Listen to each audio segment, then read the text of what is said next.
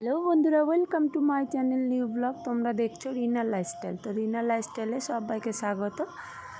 তো এদিকে দেখো, সোনু ঘুম থেকে উঠে স্কুল করে আসলো। স্কুল থেকে এসে ওর দুষ্টুমি শুরু হয়ে গেছে।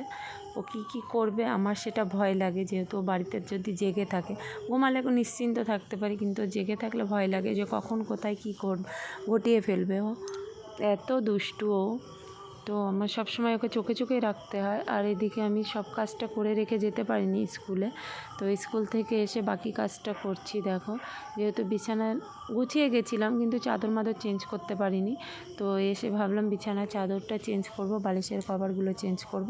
যেহেতু নিজেও এসে চেঞ্জ করতে পারিনি, কোনো রকম খেয়েছি, ছেলেকে খাওয়ালাম, খাইয়ে নিয়ে তো আমার দেখো কাজ শুরু করে দিয়েছি। তো ভাবলাম চেঞ্জ করব কেন, আবার তো স্নান করবো, এই ঘরের কাজগুলো করে তো স্নান করতেই হবে, তো থাক এখন আর চেঞ্জ করব না, এভাবেই কাজটা করছি। দেখো শোনো বাইরে খেলছে, তো আমি আমার কাজগুলো করে নিচ্ছি, যেহেতু ওকে চোখে চোখেও রাখতে হবে। তো দেখো প্রতিদিনের মতো মেয়েদের যা কাজ আর কি সংসারে, তো প্রতিদিনের মতো আমি আমার কাজ করছি। দেখো শোকেস আলমারি ঘর যা পরিষ্কার করার করছি, এটা মেয়েদের প্রতিদিনের ডিউটি বলে যেটা,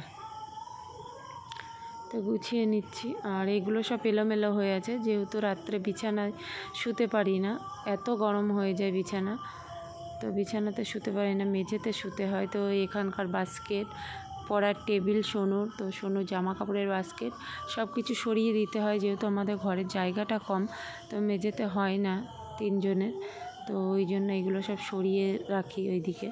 তো আবার জায়গার জিনিস তো জায়গায় গুছিয়ে রাখতে হয়, না ঘরটা দেখতে কেমন লাগে। তো স্কুল থেকে এসে এগুলো আবার গুছিয়ে রাখছি, যেখানে যেটা ছিল সেখানে সেটা আবার রেখে দিচ্ছি। তো দেখো আমার কাজ।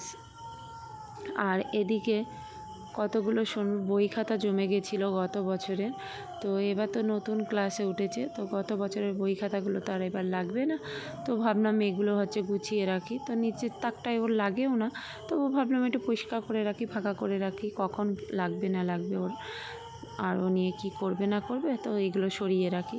তো এটা ওর বাতিল ব্যাগ, তো এই ব্যাগটার মধ্যে ওর যত বাতিল বই খাতা রাখার হয়, তো আমি এটার মধ্যে গুছিয়ে রাখি, যেহেতু কখনো কোনো কিছুর প্রয়োজন হলে তো খুঁজে পেয়ে যাব হাতে, তো এটার মধ্যেই রেখে দিই সব কিছু ওর পড়ার জিনিস।